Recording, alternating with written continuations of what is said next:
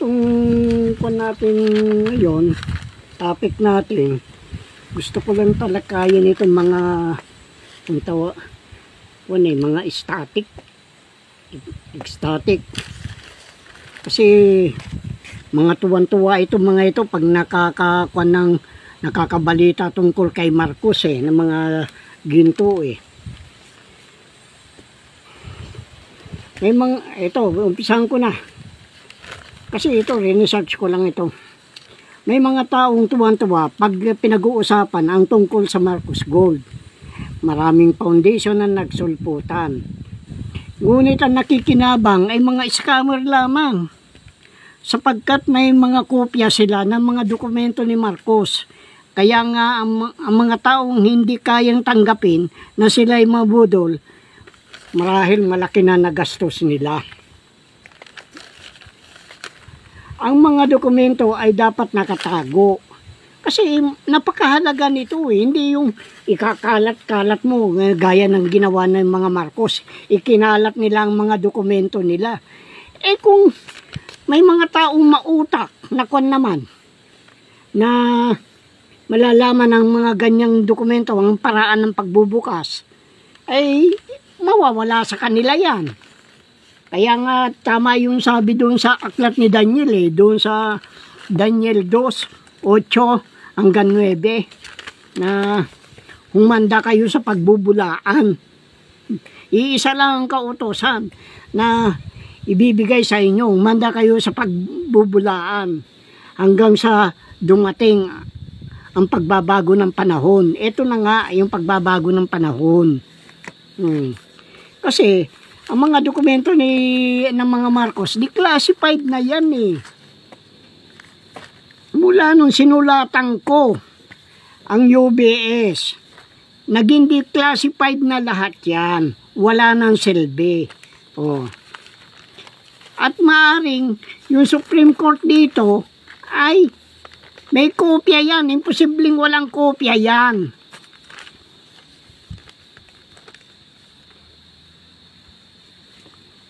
Kaya ang ginagawa, kaya kinakalat nila yung mga yung mga dokumento niya upang ikondisyon lagi yung kaisipan ng mga tao na kanila talaga yan. Ngayon, lumilitaw na ang katotohanan. Paano yan? Dahil na rin sa mga bayaran troll, sa mga bayaran vlogger, sa mga media, mainstream media, kaya nangyayari, ang kaisipan ng tao talaga kanila yan. Maging mga dayuhan na mga mamahayag, katulad ni Karen Hodges na sinasabi niya na si Marcos ang pinakamayaman, ganito nakadeposito sa Switzerland, ay sa World Bank. Walang ginto sa World Bank. Ang kumukuan lang yan, tinatanggap yung pera na nagmumula doon sa hinuhulog na napupunta sa IMF, pagkatapos mula sa IMF pupunta naman sa World Bank. Kaya napakabulaan itong mga ito Siguro ang inaasahan nila yung mabatuhan sila ng mga Marcos Gold Bars. Hindi kaya yan ang sinasabi nilang April Fool's Day mga false gold. Ano yung false gold na yan? Di yung pyrite. Gumawit. Kasi yung kailangan hanapin natin yung pasimula Yung dulo. Yung simula para makuha natin. Matuntun natin ang katotohanan. Kung dito ka lang nakabase sa mga dokumento na ito, talagang paniniwalaan mo kay Marcos yan.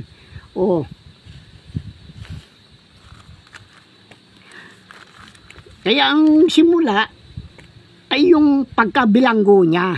Kasi nakapatay yan Nasintensyahan yan ng habang buhay. Kasi yung pinatay niya, yung kalaban ng ama niya sa politika. Kasi masama naman kasi ang ginawa ni Nalundasan yung mga tao niya. Nung nanalo na nga siya, ininsulto pa. Kasi yung nung manalo siya, gumawa sila ng kabaongan at iprinosesyon nila yung kwan na yan at sinasabi, nabuhay sila nalundasan, patay na si Marcos. Nabuhay si nalundasan, patay na si Marcos. Eh siyempre, masakit din sa kalooban ng isang anak yun. Binibigyan natin lahat ng katwiran kung bakit siya nakulong.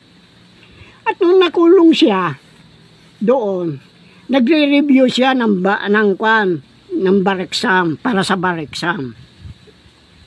At ang tigadala ng libro niya noon, kung sino-sinong umaangkin. Pero kilala ko ang nagdadala ng libro noon dahil barkada ko yung anak niya sa labas eh. Itong si Bitanga, dating mayor ng Sarat. Siya nagdadala lagi ng libro doon. Kaya may mga naikwento din siya sa akin. Ngayon, si Marcos ay nasintensya sa salang pagpatay sa politika na kalaban ng kanyang ama noong November 1939. At hindi totoo, bulaan din itong Marcos na ito eh. Ang gusto niya maging sikat talaga eh. Ang kanya, hindi totoong inabogaduhan niya ang kanyang sarili para upang mapawalang sala. Oo, matalino siya. Kaya nga, ang gumawa ng paraan upang makalaya si Marcos ay si Jose P. Laurel. Siya ang tumatayong Pangulo mula no 1943 hanggang 1945. Kasi si Manuel Quezon ay sumama kay Kuanyan, sumama kay MacArthur. Dahil natatalo na noon ng mga Allied Forces eh. Mga Hapon na ang kumukan noon eh. At dahil siya ang vice presidente noon, ay siyang ginawang Pangulo. Pero si Jose P. Laurel ay maraming kaibigang Hapon yan. Kaya malakas siya. Kaya napakiusapan niya. Ang sabi niya, mapapakinabangan ang kanyang katalinuhan o katusuhan.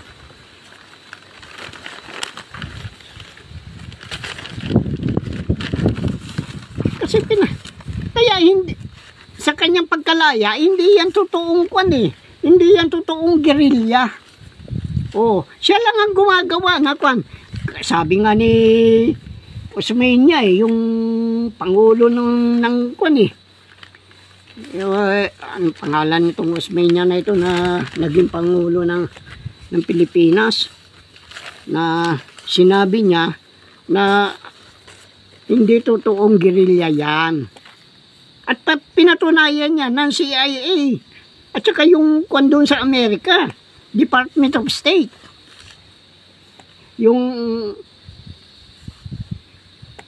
na nagsasabi na sinasabi daw niya na siya napapalaban, nabigyan siya ng mga medalya. Pero kaya nga sabi ni Osmeña noon eh, na seryoso niya, senior yata yun.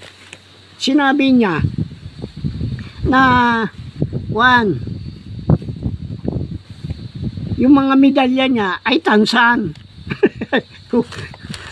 Alam mo yung takip sa soft drinks.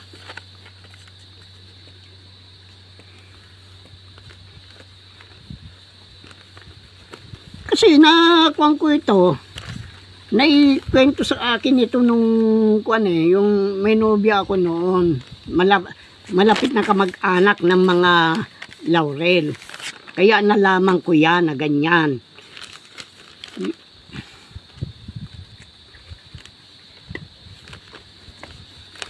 At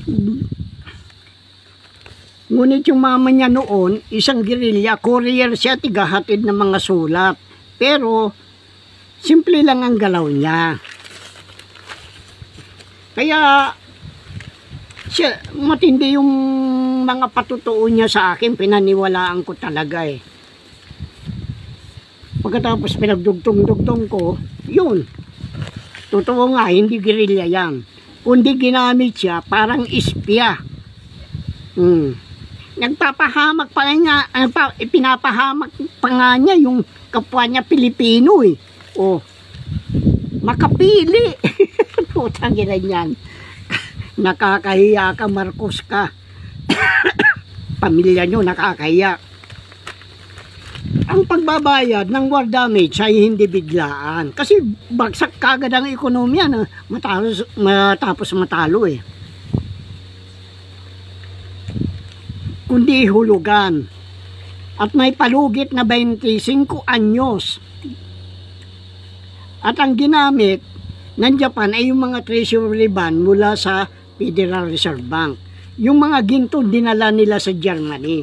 Kaya nga noon yung mga army ng yung mga Hapon dito, yung mga sundalong Hapon, may mga German lager. Noon nanungkulan si Marcos na bilang Pangulo ng Pilipinas, ay may taunang sahod niya na humigit kumulang na 25,000.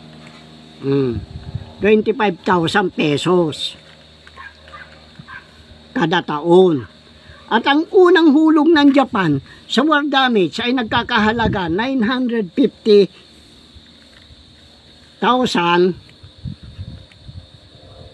US dollar. Hindi naman binigla eh. Dahil ang ginawa ng Japan, alam naman niya makakabayad siya dahil doon sa mga treasury note na hindi nandoon pa natitira noon sa kanila. Dahil hindi naman nila sinunod yung kagustuhan ni nung emperor ng Japan eh.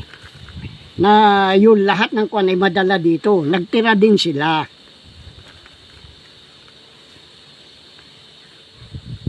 Ngunit ito linihim ni Marcos. At kasabot din ng Japan. Kasi nagtataka ka eh. Ang sabi, bakit nakabangon kaagad ang Japan? Samantala, tayo lugmok.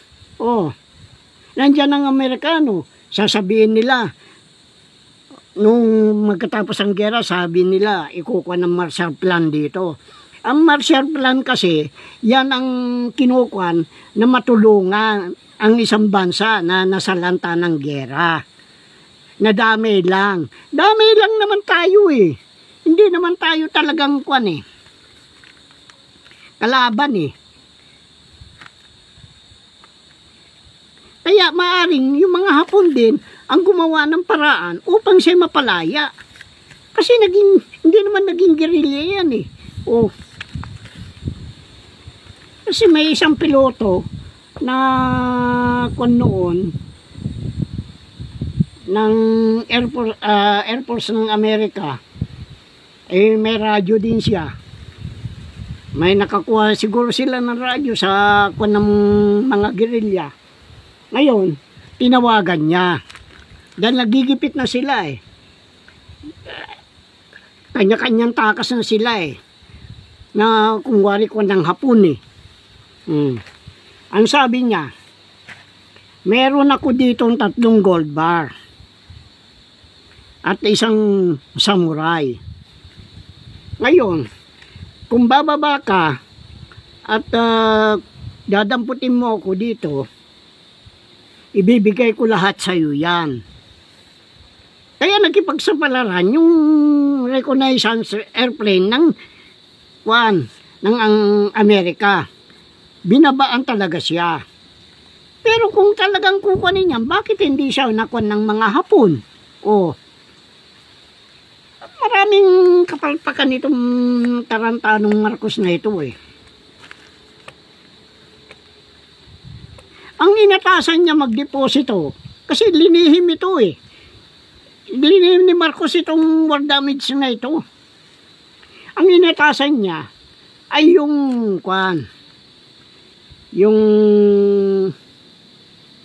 si Andres B. Hineto.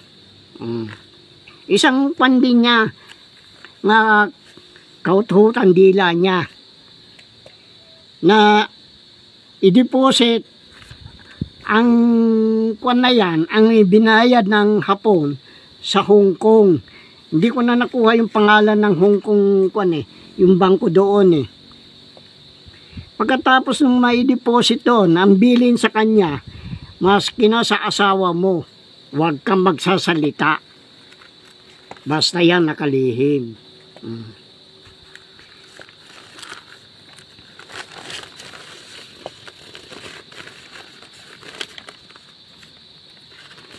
Ngayon, kaya yan ang sinasabi ko, yung pagnanakaw nila.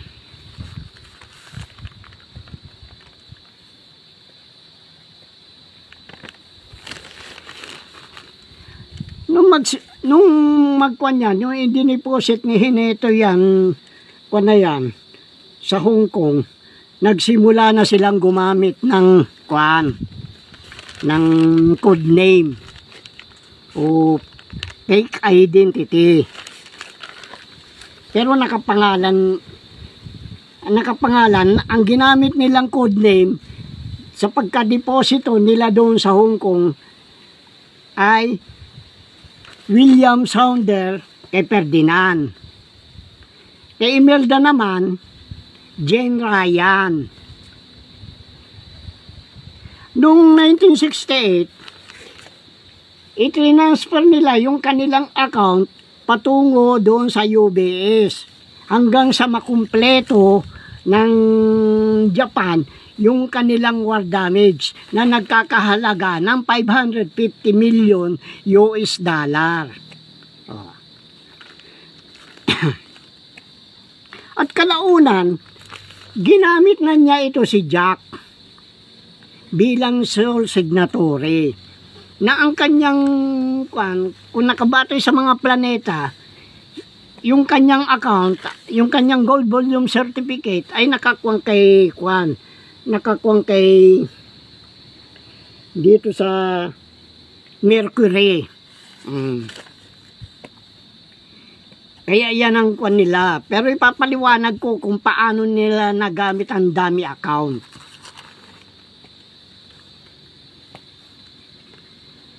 Ito, yung 550 na yan, yan ang pinakamaliit. Kaya ang nakadeposit dyan, hindi ginto. Kundi yung mga kwan lang yan.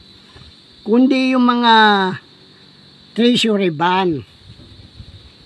Ganyan din ang pinagpapahiram niya. Hindi ginto, kundi mga treasury bond. Kasi, ginamit niya. Kaya malalaman mo lahat kung paano yung ginawa nilang dummy account. Diyan na tayo pupunta sa dummy account. Kailangan malaman ninyo. Kasi, inaangkin nila pilit Hindi naman kanila. Bakit maangkinin? Ako nga hindi ko din inaangkin. Oo, may parte ako. Natural lang yun dahil ang laki ng hirap ko. Pero hindi ko rin, hindi ko kayang sikmurain. Yung mga Marcos, matitibay ang sikmura niyan. Ako, tama na yung konti lang. Mabigyan ko yung mga kasama kong pinagkautangan ko ng utang na loob, yung mga nakatulong sa akin. Kahit na papano, kailangan bigyan ko. Pero hindi ko inaangkin lahat yan. Gagamitin pa rin yan sa kabutihan.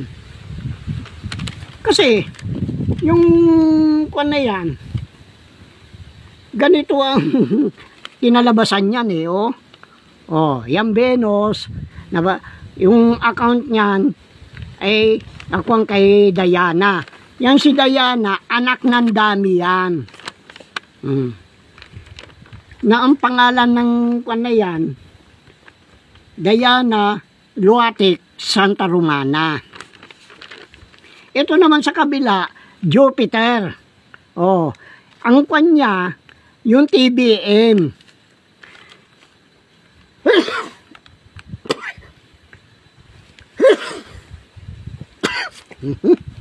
Excuse.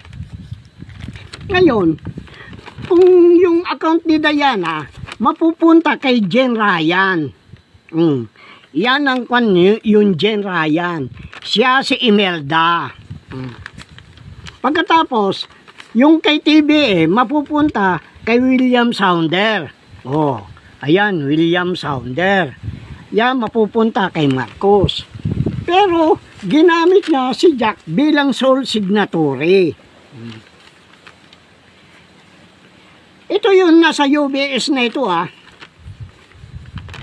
Ngayon, yung kay Jack naman, na ginamit na planeta, dahil siyang pinakamaliit, kumbaga sa pambunso, sole signatory, ay yung Mercury. Hindi Pluto, Mercury. Yan ang nakakuan yan. Mercury, yan sole signatory. Sole signatory. Yan naman, Mercury. Ngayon, kung ikukuha mo ito, maliligaw ka talaga. Dahil yung kung yan, pag hindi ko research ito, kanila lahat yan. Ang mapupunta lang sa akin yung kay Jack Flores. Kasi yan ang pinakamaliit Ngayon, yan kung Jack Flores, mapupunta kay BBM. Pero bago mapunta kay BBM, may dami account naman na isa pa. Ito kay General Sensio T. Santa Romana. Siya ang ng dami ng master account holder. Kaya diyan naglabasan ng maraming foundation. Yung foundation na yan, hindi kung ano lang ang kung anong tinubo doon sa mga ibang kwan dito. Doon sa katulad ng Mars, Neptune, Jupiter ay Saturn, Pluto, at saka bali kwan yan bali 5 pa Mars, Neptune, Saturn, Pluto, Uranus. Yung mga tubo doon mapupunta doon sa mga karamihan yan napupunta doon sa mga foundation. Pero pag ginamit naman yung mga na yan ay talagang masalimuot talaga yung ginawa niya. Hihiluin ka talaga. Pero hindi naman pwedeng gamitin ni ng 77 Hindi naman 77 ang kaya kung sino-sinong pinalalabas nila na para iligaw ng iligaw. Kasi yung master account holder, ang account niya 7257. Paanong gagawin nila yan? Kaya yan, pag kwan na yan, dahil yung walang nakalagay na kung sino yung kwan, kung sino yung master account holder, yun dami doon na pupunta. Kaya nga, hindi na makakibuyan, hindi na makapag-withdraw, dahil maski na magtulong-tulong ang mga superpower, hindi nila magagalaw yan. Mga tuso Kaya, yung kanang sole signatory, dapat yan, nakapangalan sa akin. Pero, ikinwa nga, dami. Kaya, kay Jack Flores nila ikinwa. Kaya ito pala si Jack, katakot-takot ang pakiusap niya na magkasama kaming dalawa. Sabi ko, wala namang problema, magkasama naman tayo, kaibigan tayo, kako. Pero kung saan ako doon ka, at siya din ang nag-offer sa akin. Bukod doon sa kay Stuart na CIA, matagal na akong ino-opera niyan na doon ako sa British Isle. Eh kung anong ginawa nila kay Marcos, yung mga Committee of 300, ganyan din siguro gagawin sa akin. Eh ako naman, hindi naman ako kwan. Eh may pagkailangan. Sabi nga sa Biblia eh, magpaka baba ka katulad ng kalapate, magpakatuso ka na parang ahas. O, eh, siyempre, iisipin ko lagi dahil ikinwan sa akin, inutos ito na pangalagaan itong mga kwan na ito, kayamanan na ito na nakalaan sa mga hirap eh. Kaya hindi nila ako basta-basta maguguyo. Mantakin mo eh. Kasi 7 yung kwan eh. 7-7 eh. O yan o. O. Bilangin mo yung William Saunders, 7. Ito na Jen Ryan, pag ikinuha mo, 4 plus 4. O. Ano magiging kwan yan? Di 8. 787. O, kaya yung Boeing, 787. Meron. Kaya sila ngayon ang naguguluhan, hindi ako. Kaya yan ang sinasabi ko, inanap ko talaga ang mga dahilan itong mga dami account na ito. Napakahirap eh. Ang dami account na yan. Dahil ang makukuha ko lang yung party ko. Eh paano na yung mga mahirap? Di wala na. Kaya nga inaalok ako noon ng 7%. Ano ko na? Eh, may party naman ako eh. Sa lahat daw na makukuha. Eh, laki-laki niyan. Eh, yan nga lang 550 na share ko eh. Hindi ko na alam kung saan ko ilalagay. Hindi naman ako interesado sa pera eh. Oh, nako, talaga nga naman mga dupang. Kaya yan ngayon ang naging problema ni Marcos.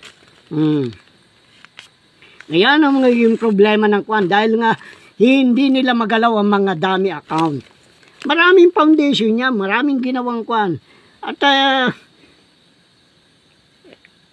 meron pang ginawa yung mga kung paano ang kwan eh. Hanggang sa nuclear niya, ipapaliwanag ko bandang huli. Papaliwanag ko hanggang yan sa nuclear na yan. Kasi yung nuclear na yan eh, mga lumang tubong pinaggamitan yan eh. Yung mga nila doon sa kwan, doon sa Long Island, Virginia yata yun, Long Island, na nagkaroon ng diferensya, nagkaroon ng leakage.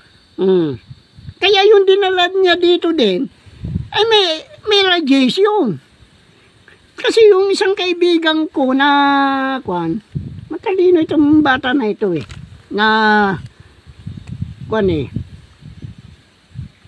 naging isa din sa mga may mga pwesto sa board exam eh na niya sila nagbisita, binisita nila siya, nakakuan siya noon sa Meralco eh, electrical ito.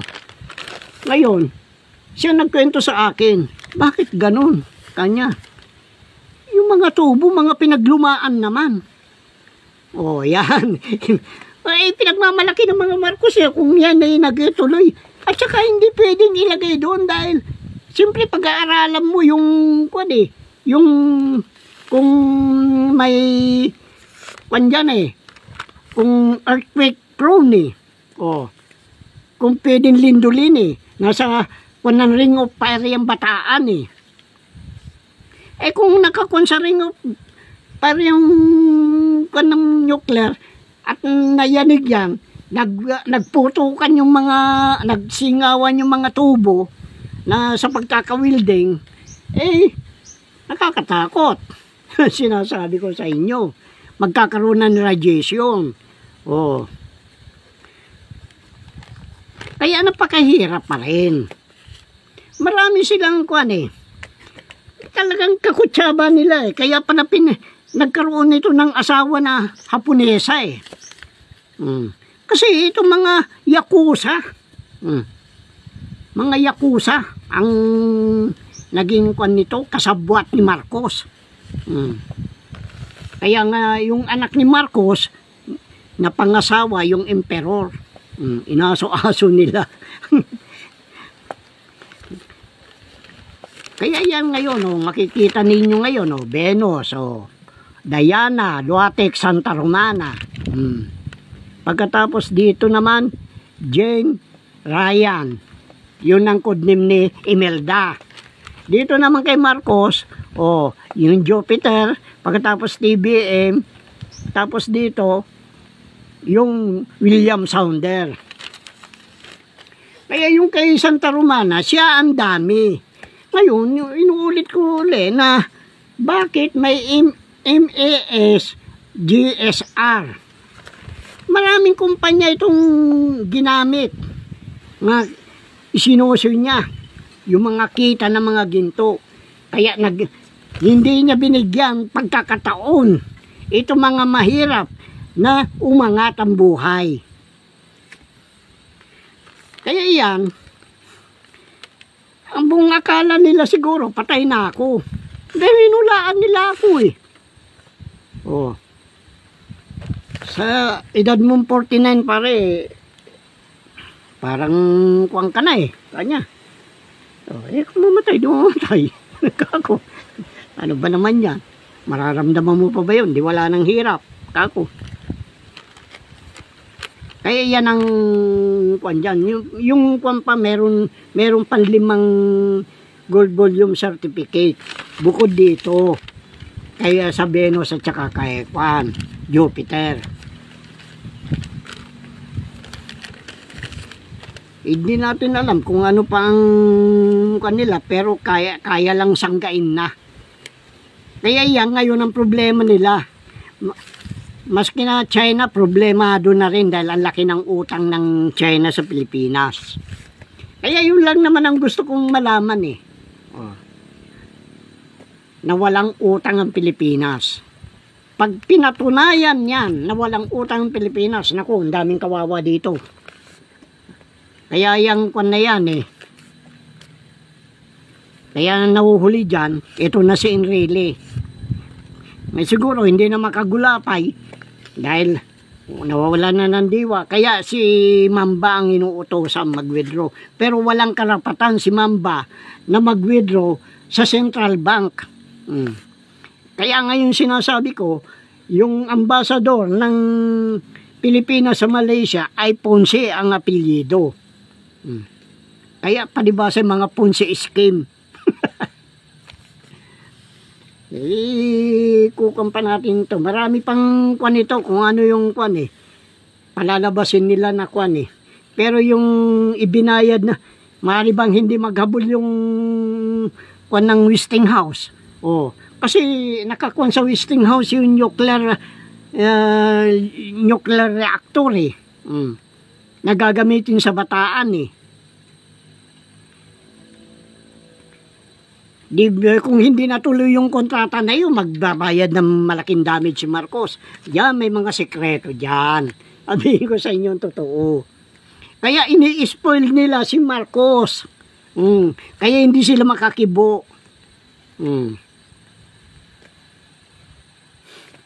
Pero bago nagpuan si Marcos, nag-iwan yan ng mga dapat gawin. Naibigay niyan sa anak niya. Kaya nga lumalabas na kwan na master account holder sa dami, ito si Bongbong. Kaya nga pinilit nilang manalo. Kahit mandaya na, ginawa na nila. Dahil hindi naman yan yung kumandidato, nag-switch nga eh. Oh, pinalitan eh.